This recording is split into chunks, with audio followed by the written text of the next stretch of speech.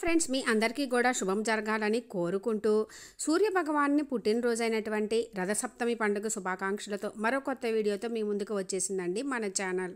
ఈరోజు మనం ఈ వీడియోలో సూర్య భగవానికి ప్రీతికరమైన గోధుమల దీపం ఎలా వెలిగించాలి, ఎన్ని ఒత్తులతోటి ఎవరు వెలిగించాలి, ఎప్పుడు వెలిగించాలి, దీపం కొండెక్కిన తర్వాత అన్నీ ఏమి చేయాలి, ఇలా గోధుమల దీపంకి సంబంధించి ప్రతి ఒక్క విషయము కూడా ఈ వీడియోలో చూద్దాము ఫ్రెండ్స్. ప్రత్యక్ష దైవమైనటువంటి ఆరోగ్య ప్రదాత అయిన సూర్య భగవాన్ని పుట్టినరోజైన రథసప్తమి రోజు మనము విశేషంగా సూర్య భగవాన్ని పూజించుకుంటాము.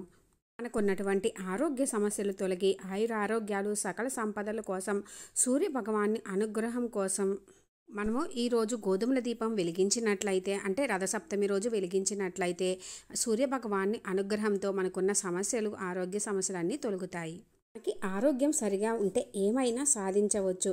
అన్నీ మనతో ఉన్నట్లే కదండి. అటువంటి ఆరోగ్య ప్రదాత అయిన సూర్య భగవాన్ని మనము సప్తమి రోజు సూర్య భగవానికి ప్రీతికరమైనటువంటి గోధుమల దీపం వెలిగిస్తే ఆయుర ఆరోగ్యాలు సకల సంపదలు చేకూరుతాయి. ముఖ్యంగా ఈ గోధుమల దీపము రథసప్తమి రోజు వెలిగించుకుంటాం. ఈరోజు కుదరని వాళ్ళు మాఘమాసంలో వచ్చే మాఘ ఆదివారాల్లో ఈ దీపం వెలిగిస్తాము. మనము ఈ దీపము వెలిగించుకొని సూర్య భగవాన్ని పూజించుకోవాలనుకున్న రోజు, అంటే ముఖ్యంగా రథసప్తమి రోజు, కుదరని వాళ్ళు ఆదివారాలలో సాధ్యమైనంత వరకు సూర్యోదయ సమయంలో లేదా 10 గంటల లోపల వెలిగించుకుంటే మంచిది. ఈ దీపాన్ని మనము తులసి అమ్మవారి ముందు లేదా సూర్య భగవాన్ని ఎండపడే దగ్గర, మనము ఎండ కొంచెం పడుతుంది కదండి, అక్కడ వెలిగించుకోవాలి. ఇక్కడ దీపం పెట్టాలి అనుకుంటున్నాము అక్కడ చక్కగా కింద శుభ్రం చేసుకొని ముగ్గు వేసుకొని ఆ పైన ఒక ప్లేట్ పెట్టుకోవాలి. రాగి, ఇత్తడి, వెండి ఏ ప్లేట్ అయినా పెట్టుకోవచ్చండి. స్టీల్ ప్లేట్ మాత్రం పెట్టకూడదు. లేదు అనుకుంటే మనకి డిస్పోజబుల్ ప్లేట్స్ ఉంటాయి కదండి, అదైనా పెట్టుకోవచ్చు. పెట్టుకొని అందులో అష్టదళ పద్మం ముగ్గు వేసుకొని చక్కగా కొంచెం పసుపు కుంకుమ వేసుకోవాలి. ఆ పైన మనము జిల్లేడి ఆకుల్ని తీసుకోవాలండి. జిల్లేడి ఆకులు దొరకని వాళ్ళు రేగి ఆకులు, అవి కూడా దొరకని వాళ్ళు తమలపాకులు ఉపయోగించుకోవచ్చు. ముఖ్యంగా జిల్లేడి ఆకుల మీద గోధుమల దీపం పెడితే చాలా మంచి ఫలితాలు కలుగుతాయి. జిల్లేడి ఆకులను శుభ్రంగా క్లీన్ చేసుకొని గంధము బొట్టులు పెట్టుకోవాలండి. మనం ఏడే ఎందుకు వాడతాము అంటే సూర్య భగవానుడు 7 గుర్రాల మీద పయనిస్తాడు. అందుకే 7 అనే సంఖ్యకు మనం ఎక్కువ ప్రాధాన్యత ఇస్తాము. అందుకే ఎక్కువగా 7 వాడుతాము. అందుకే జిల్లేడు ఆకులు కూడా మనము 7 తీసుకుంటున్నాము. ఆ తర్వాత మనము గోధుమల్ని 3 గుప్పిళ్ళు లేదా 5 గుప్పిళ్ళు పోసుకోవాలండి. మనకి ఎక్కువగా కొంచెమే ఉన్నాయనుకోండి, కొంచెంగా 3 సార్లు 3 గుప్పిళ్ళు పోయండి. లేదు అనుకుంటే ఎక్కువగా గుప్పిళ్ళతో తీసుకొని పోసుకోవచ్చు.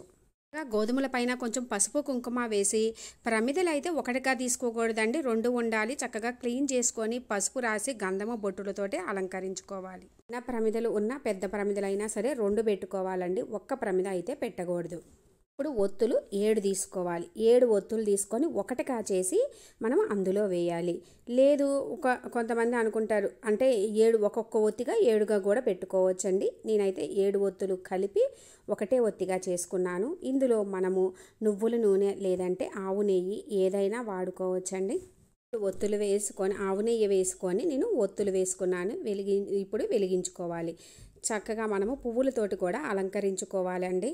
గోధుమలు దీపము దగ్గర మనము పువ్వులతో అలంకరించుకోవాలి. మనము చిక్కుడు రథం చేసుకుంటాం కదండి, చిక్కుడు రథం చేసుకునే వాళ్ళు చక్కగా దీపానికి ముందు పెట్టుకోవాలి. మనము సాంబ్రాణి కడ్డీలు లేదు అంటే ఏకహారతోటి వెలిగించాలి, కానీ డైరెక్ట్గా మనము అగ్గిపుల్లతోటి అయితే వెలిగించకూడదండి. ఇప్పుడు చక్కగా వెలిగించాలి అంటే ఇంట్లో ఆరోగ్యం సరిగా లేని వాళ్ళు వారితో వెలిగించాలి. లేదు అంటే ఇంట్లో అందరూ కలిసి పట్టుకొని వెలిగిస్తే ఇంకా మంచిదండి.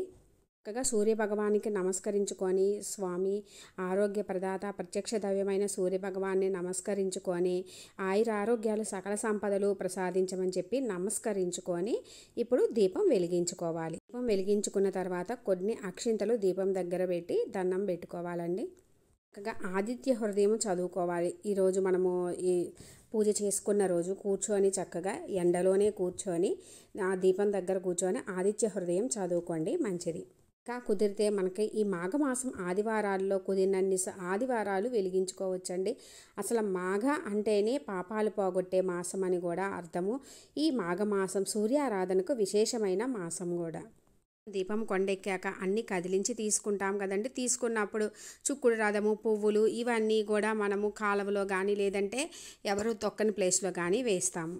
జిల్లేడు ఆకులను కూడా ఆ విధంగానే ఎవరు తొక్కని ప్లేస్లో వేయాలి. ఇక మనం అందులో వాడిన గోధుమల్ని ఏమి చేయాలి అంటే అవి పక్షులకి వేయవచ్చండి. అంటే మనం జిల్లేడు ఆకుల మీద పెడతాం కాబట్టి ఒకసారి క్లీన్ చేసి పక్షులకి ఆహారంగా వేయవచ్చు, లేదంటే ఆవులకి పెట్టవచ్చు. ఇంకా మనము చక్కగా కడిగి నానబెట్టుకొని పిండి పట్టించుకొని రొట్టెలు వాటికి వాడుకోవచ్చు. మొలకలు రానిచ్చి జ్యూసులు చేసుకోవచ్చు అండి, లేదంటే వేటిలో అయినా సరే మనము గడ్డిని వాడుకోవచ్చు. మనము తినడానికి దేనిలో అయినా సరే ఉపయోగించుకోవచ్చండి. ఏమీ కాదు, అది పడవేయవద్దు వేస్ట్గా, దేనికైనా ఉపయోగించుకోవచ్చు.